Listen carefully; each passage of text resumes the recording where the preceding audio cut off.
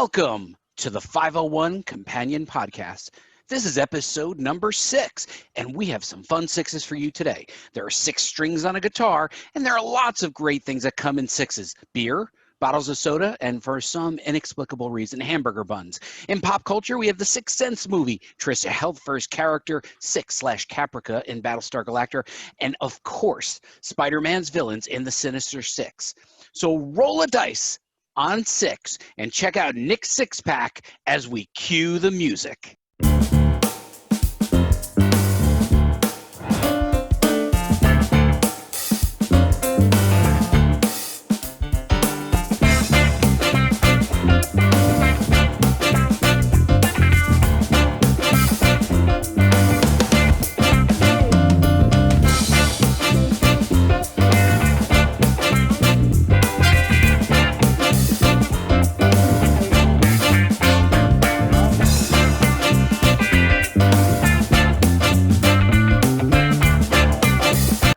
There you go. Boy, this is going to be a big 6. You know why it's going to be a big 6, guys?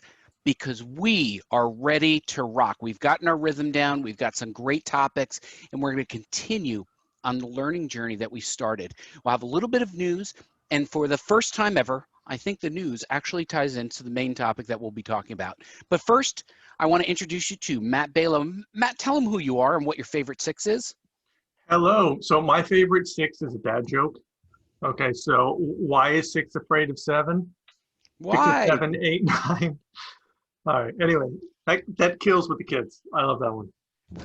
All right, anyway, so hi, I am Matt. I am your stand-up comedian and digital marketer. Been in the digital marketing and technology space for a little over 20 years now, and I like to bring that expertise to all our charities out there. I love it.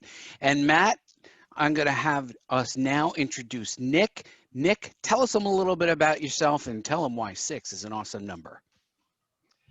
6 is an awesome number because it's 6 o'clock somewhere. One of my favorite phrases.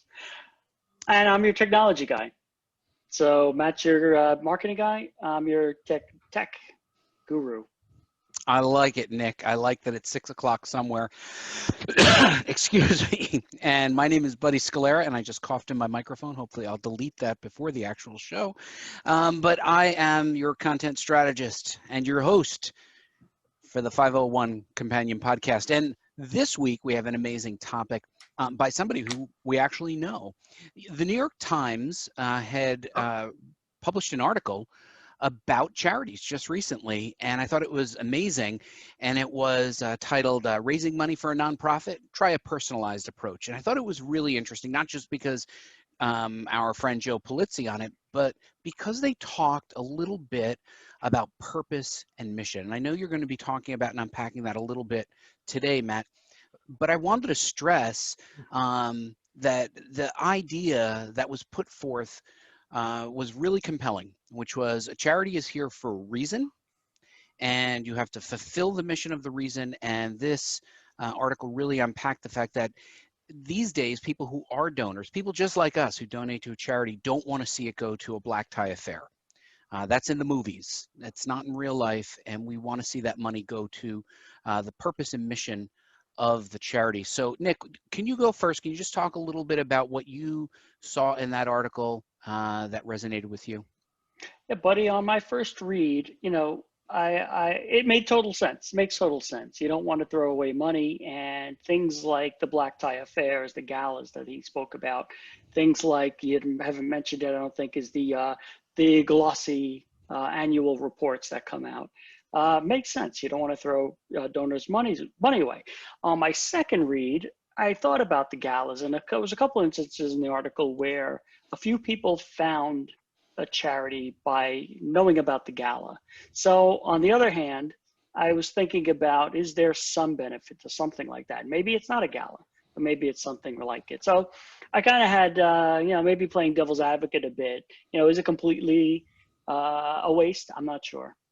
I think that's a great point, Nick. I think it is a good thought, and it depends on who the donors are. And I think, a donor base that is very austere and does not want to see that gala may not be attracted to that, but perhaps big, very wealthy donors that's maybe how they get into it, right? Maybe they do go to black tie affairs.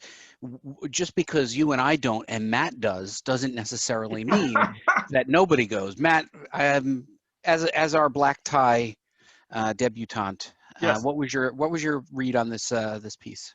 It looked, you know, a lot like what you would see in Batman with Bruce Wayne, you know, throwing a charity affair there. Mm-hmm.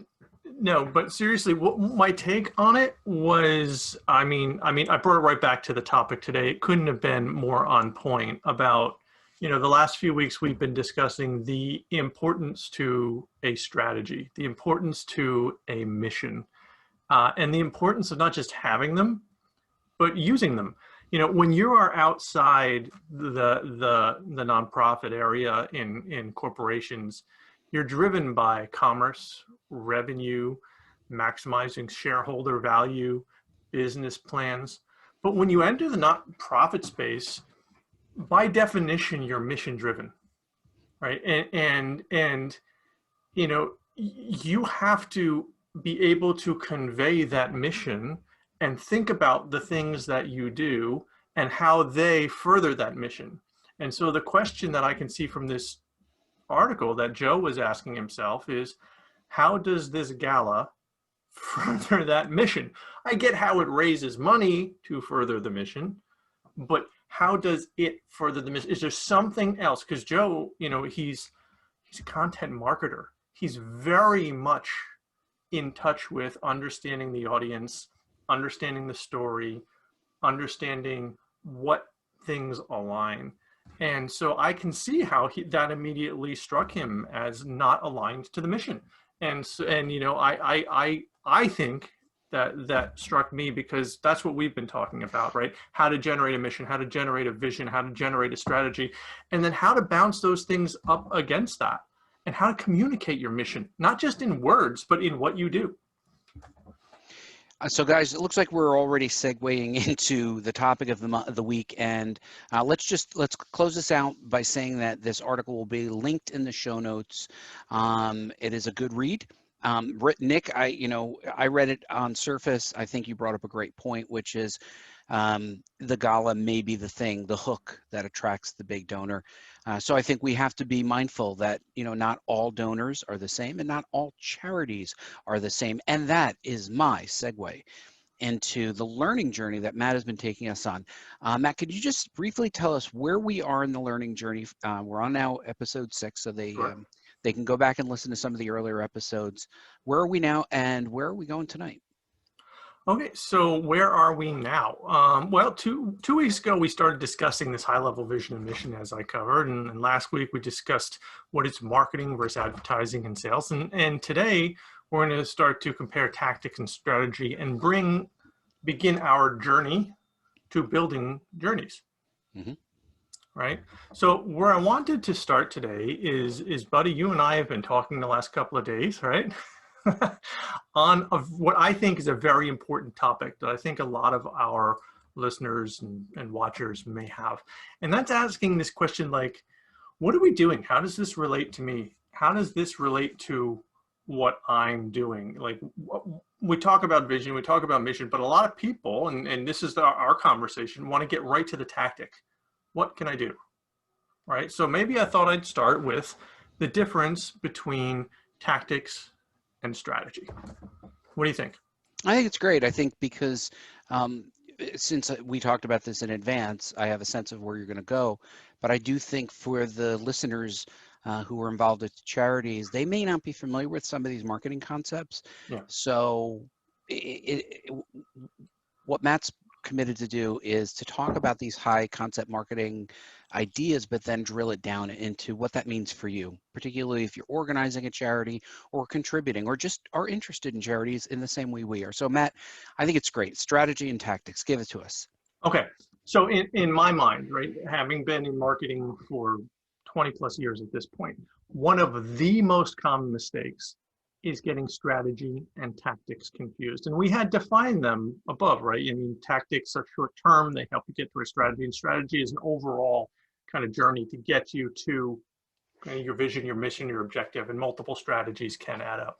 But so often I'll get in the room, or I'm consulting, or I'm working on a brand, or I'm working for an agency, or I'm working whatever I'm doing. I'll get in and people come in with things that they want to do. I want to have a social presence. I want to to have a podcast, right? They're like, I I want to have a podcast. And you go, how does it fit in, right? Why? Why? Right? Right. Right? That's the question. That is the question. Yeah. Right. And, I want to go tactical. They come in with a tactical idea of how I'm going to do it. I want to skip the strategy, go right to the way of achieving a strategy. But when you put tactics before strategies, you're going to start to feel that strategies are useless, that the discussions that we were having are pointless. Because what you're doing now is you're going to craft your strategy to justify your tactic. Right. So I want to create a podcast. Why? Well, because I think, that's what I want to do. I'm going to build a strategy around justifying that. Right. As opposed to saying, well, let me start with what I want to accomplish, my mission, my organization's vision, what I'm trying to achieve. And how can we best do that? Well, we started with Nick and the 501c3 lookup.org website. We said, what value do the people who use this site, what could they use? What could they be looking for? What value can we offer them, right? You get into Good to Great, fantastic book, right? Jim Collins. What's that Venn diagram of what we're good at, what they're looking for, what we can achieve? What are these things that we can do? And it crosses at the information that, Buddy, you as a content marketer, Nick as a technologist, me as a marketer, us in this channel of podcasting and video casting can communicate those things effectively. And ultimately, we didn't start off saying, I want to do this, what can I do? We said, I want to convey this information to people that we all felt, needed it, could use it, could help, could do some good in the world, right? And how could we best achieve that? Through this medium, with this structure, with the outline that Buddy assembles every week, right? With the research that Nick does. Going back to Nick, who we should acknowledge to the listeners, Nick built the website that this podcast is on, and it is the centerpiece of lookups for charities. But in Nick's case, Nick, you saw a problem that needed to be solved, and then in your mind you set a mission, and then the website was what the tactic was. You want to just talk a little bit about that, because I think Matt mentioned something that may not be familiar to a listener who found us through a podcast listening app. Yeah, I mean, I get it. I get the, speaking to Matt's idea about just, I want to start a podcast. I get that impulse to try and do something real quick. You have something, you have maybe a skill set that you want to apply, maybe that skill set is looking for a problem to solve. So it's kind of the reverse. You have to, I get it. You have to put the strategy first. What's the mission? For me, I mean, I did it, buddy. I had a charity. I had a nonprofit that I was working for, and I had to get them, I tried to at least publicize what they were doing. And I really didn't have a way to promote them. And I was looking for ways to use my background in technology to see what can I do to help them. And I researched a little bit. I saw that there were, the IRS provided databases and tables with all kinds of IRS data, nonprofit data. And I said, you know what, this is a good way, get my foot in the door. I can apply my technology and I can try and help them promote their nonprofit at the same time. So that's kind of how it started. So I kind of did follow a little bit, maybe, Matt. I could probably done a better job, but I kind of did follow that. How would it taken longer? Yeah, but Matt, I think the key thing is, once you have a mission statement for your charity, and hopefully you do, then that helps shape the strategy, right? Absolutely. I mean, your mission is so core. I mean, before we even started this, we were getting together every week for several weeks, looking at it, revising it, workshopping it for different ways, different perspective, different parts of the mission, different parts of the resources and things we have, till we came up with this concept and this execution, right? And so what I really wanted to do on top of it is note that when you're building these things, it's important to craft, like we did in workshopping, to craft exercises that remove your personal bias, right? To remove those things that you want to do or think that you should do, right? And instead, also, I mean, you got to be careful too. You talk to a vendor, you you talk to an email vendor, you know what you need? You Email? talk to a social media expert, you know what you need?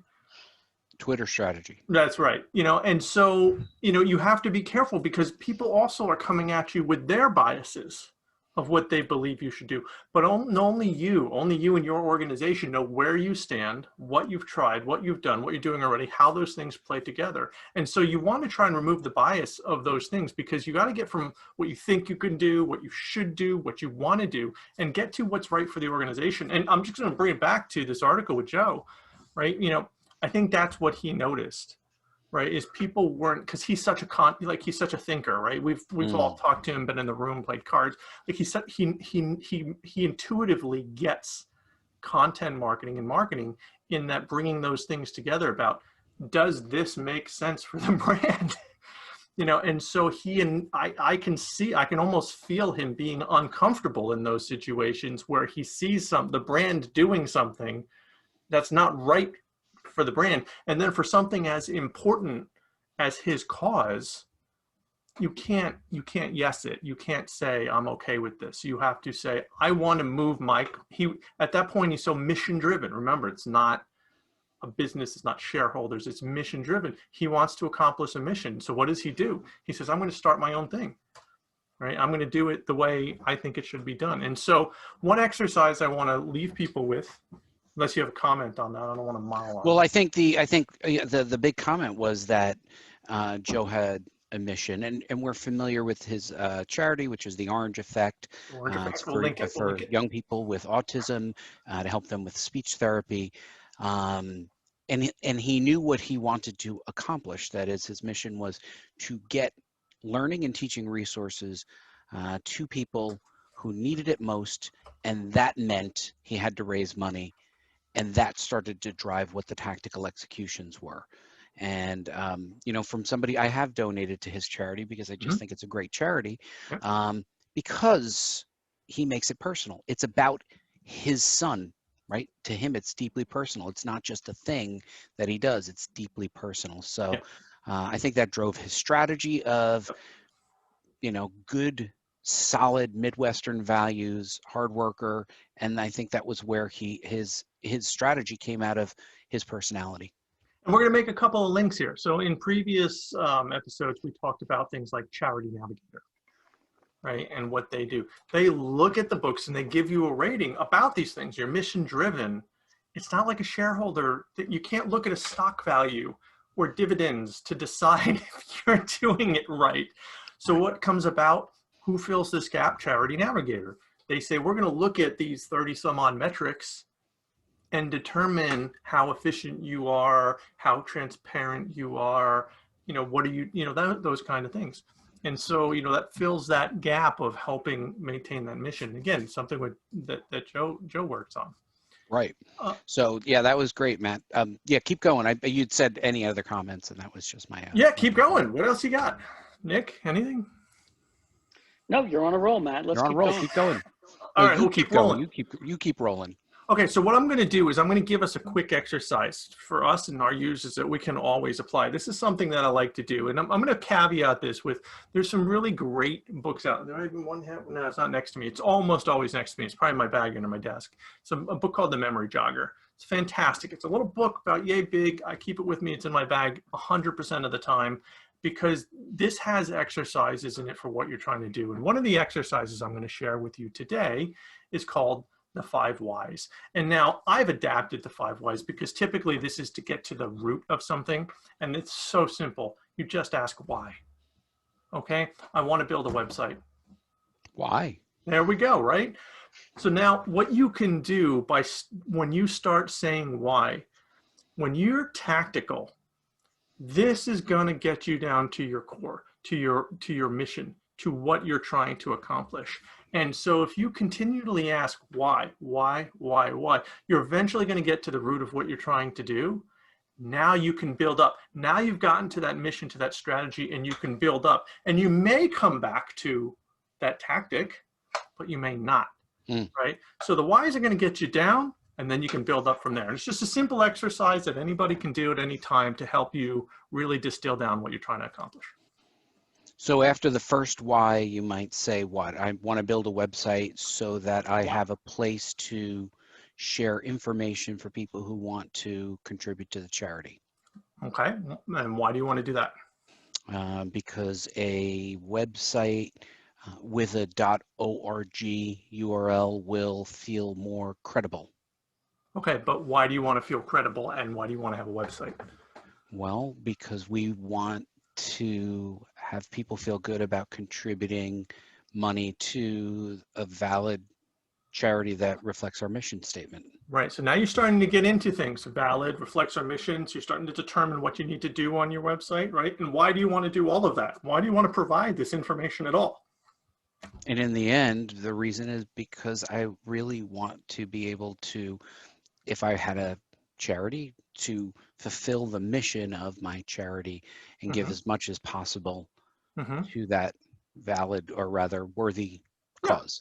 Yeah, and so that's where you're going to end up. You're going to end up in an area like that where you're going to be saying something like, well, because I've tried raising money in other ways, because I don't have time, you know, or money for galas, or because, you know, I don't live in an area where I have direct access to those resources, and I feel like online can be helpful, you know, and you can build, okay, well, now you're getting to a place where you're saying what it comes down to is, I need to efficiently raise money for my charity, for my cause. And I think, you know, okay, I thought a website might be that, but now let me start from there and think about, go do a little bit of Googling. What are efficient and good ways to raise money for a charity? Might not be a website, might be Instagram, right? So my aunt runs a charity, Lynn's Linens. She's more about visuals because she's an interior designer, and she designs healing spaces for women recovering from cancers. And this is her charity, and this is what she did. She applied her design specialty to this cause, right? But maybe a website is not right. And she has a website. It's a very nice website, actually. Encourage people to visit it. We'll link it. But she's also a visual person, so something maybe Instagram with a giving button could help. You know, something like that. So you have to think about that, and you get down to the core, and you build up from there. Yeah, I think that's. I think it's a simple exercise. You can do it on webcams remotely, like we're doing right now. We're in a room together, or on a Miro board or something. It's very easy to ask 5 whys, right? You can even do it in a survey. You can. I mean, it works best. What I find, and I'll give another tip, right? You know, I've worked with you both professionally before as well. You know, I love whiteboards, whiteboard walls, buildings, everything. If you can draw on it, love that. It's a little bit hard now during COVID, but you know, you can still work through it. And the reason I like it is because it gets people on the same page. It gets people stimulating ideas from other people. You can have 2 people walk away from a conversation with completely different concepts as to what happened in that conversation. But when it's on a whiteboard, it's a little harder to do. And when you can have to visualize your thoughts, other people can see them. And so I love whiteboarding. And so when you can get a group together, you know, if you could do a concept like this and start drawing boxes and arrows, you know, for a why, and work together as a group, it's a great, I mean, it's a simple game. It's a wonderful one to do though. Yeah, the 5 whys are great, and I think I'm glad you brought that up. Although, Nick, do you also find it a little bit humorous that Matt can't remember where he put the Memory Jogger book? It is a little curious, but should I be ashamed to say? I know where it is. It's in the exact same pocket of my bag that it always is. It's just that my bag is under my desk because we're in COVID and it's not out next to my desk where it normally is. We'll link it in the notes. We'll razz him later. We'll make him pay for all you can eat sushi when we get back together. He pays first, Nick. I'm in. If we get out of COVID and can go out for sushi, I'm buying.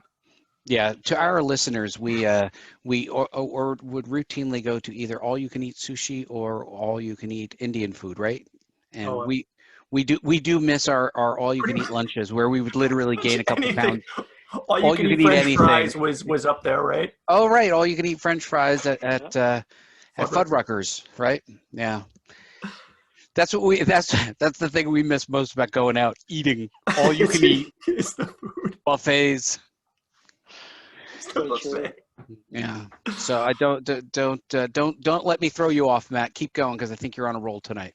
Mhm. And Okay. to our listeners, we usually keep this at about 30 minutes, but I think we're going to let that meter run a little bit longer Just a because I little think bit, right? Well, I yeah, think we because have a couple. I don't want you to break your rhythm. No, okay. So what I'm going to do is I think what we just covered is really good because I think, this was a question that came up during the week, and it was a conversation that we had back and forth, up and down in the show notes. And I think it netted out in a really good place, which is this balance between being tangible and, being understanding strategy, because there is no shortcut. I know a lot of people, right, buddy? We talked about learning to fish versus baiting the hook and casting it out there for you, and I think there's an element that you need to do both, right? If I force my kids to learn to bait a hook before they catch a fish, they're never going to learn, because you need the excitement, the payoff, but at the same time you need to work through the strategies and learn what to do. So we're going to take our time and we're going to continue down through this. So we ended last week talking a little bit about funnel versus journey. We had the funnel, which is the old traditional way to do it, right? This awareness, market potential, followed by interest and desire or prospects, and then following up with action or customers. And what we kind of noted is that's an old strategy because it assumes a journey, a long journey, a pathway. And the new journeys are always on, always connected, right? You can discover at the same time you purchase. You can advocate before you buy, right? There's a lot of things, right? I mean, think about influencers, right? They're advocating and never buying, right? So it's something that was given to them for free. They're not a paying customer, right? So there's lots of different models, and those go back to the former models that we had discussed: B2B, B2C, and in this case, C2C, right? Customer to customer, advocacy, right? So then we ended this with this week, starting on our path to the journey, and we're going to talk a little bit about market segmentation, okay? Because when you're starting to get into a journey, we want to talk about who is that? What journey are you going for? And I'm going to pause there to see if anybody has any thoughts or comments. No comment other than this is not something I know about, so I'm actually not going to be able to contribute. So you're actually going to be teaching me something that I honestly don't know about. Honestly, you do. I have worked with you for years, and this is something that you're very good at, because this is about understanding then I know everything. your audience, right? And Nick, I know because Nick runs a website with tons of data and works on data teams and is entirely too good at getting down to this information. So what Wikipedia defines market segmentation as is dividing a broad customer or business market, which is normally like existing and potentials, whatever, into these subgroups. Okay, so you have a broad market, subgroups, and it's based on some similar characteristic. Now, the key here is you get to choose what that characteristic is. Could be lifestyle, could be income, could be geographic, right? Where do you live? Could be your specialty, right? I'm interested in marketing, Buddy's interested in comics, Nick is interested in gardening, right? So it could be some sort of specialty, some kind of role, any other parameters. Now you want to separate them into these segments, and the degrees to which you choose these parameters determines how specific your segment gets and how many of them you have. And eventually what you're going to get to is you're going to choose those segments, and those will be your targets. Those will be your target markets. And we've done this before. We've gone into, I've worked with all of you on this in professional marketing settings about determining these segments, understanding our customers. Could be language, right? Could be country. There's different rules that you need to apply. And turning them into targets and understanding and starting to position your brand relative to their needs and their motivations. That's the highest level that we can get to segmentation. And I think maybe we'll pause there for a minute and take some comments, because segmentation has its own strategies, starting at one giant segment we'll call mass marketing, and getting down to what we'll call this truly digital of thousands or infinite segments. We'll call N of one marketing. You, one person, are a segment. Okay, and so let me take a pause there, and maybe we can wrap up and start with that next week. I think that's great, Matt. I think, you know, to your point, I am very, very smart with this and super informed. And probably that was my point. That what I think, obviously, then you hit a home run. No, I think I'm looking forward to it because, as Nick said earlier, you know, even with the article, you know, you have the segmentation of an audience that an austere message, you know, where every sliver of every dime is going to the cause, and that attracts one segment. Whereas a different segment may be, you know, a big donor who donates in the millions and will appreciate being able to attend an event or discover it through said event. You know, they see their neighbor, the gate buzzes open, the Lamborghini comes out, and they go, "Where are you going?" "We're going to this charity." "Oh, I would like to contribute as well." And that's, I'm pretty sure, how Nick's charities roll as well, you know, as he pulls through in the Lambo. So yeah, I think I'm very interested in learning more about how these segments work and how Nick uses his personal superpowers to drill down between the Ferrari and the Lambo crowd. It's a data guy. He is a data guy, because Ferrari and Lambo people don't want to put them in the same room unless they are different segments. Different segments, unless they're donating money to charities for a cause, right, Nick? That's what we know about them. That's right. That's right. That's right. And, you know, just a note of interest as we you know, I hear the music coming in, we're starting to wrap up. Some of the largest sources of giving is not large organizations or wealthy people. It's common people, right, buddy? I mean, you said it earlier, you know, you've contributed to Joe's charity. You know, I've donated as well. I mean, we're all here now as part of this, right? And so it's actually, people are the largest in the US source of giving, which is, I think, fascinating, isn't it? I mean, so think more than Lambos for your segments. And maybe next week we'll get into data. Nick can start to talk about some of the data that we have on 501c3lookup.org. And you know, I can talk about some other great sources of data you can use for free to start to look at your markets, look at your demographics, look at your segments, anything you want to split on at all to get down to your target markets. I'm not 100% sure I'm going to show up for future episodes if you call me Common again. But I will say thank you guys for joining us for episode number 6 of the 501 Companion podcast. You can find us on 501clookup.org. You can find Nick Rufa on Twitter at Nick Rufa. You can find Matt Balow on LinkedIn. His last name has a funny spelling. It's Balogh, not an easy one to spell. But if you do, you'll be rewarded. And my name is Buddy Scalera. You can find me everywhere at Buddy the Scalera. And you can also find this podcast and subscribe wherever the finest podcasts are available. We look forward to seeing you next week on the 501 Companion podcast. Good night. This is the 6th episode. God, that was tough to say. Question? Hold on, let me try. I can't look at you, Matt. Just give me a second.